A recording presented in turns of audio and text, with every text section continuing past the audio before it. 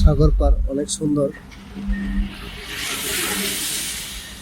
অসংখ্য টুরিস্টরা ঘুরতে আসে।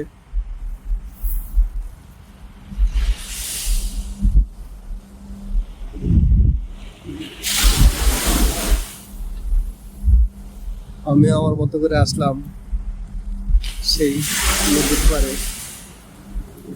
যে সমুদ্র বিচ বলা হয়, সেখানে আসলাম। অসংখ্য টুরিস্টরা এখানে আসে।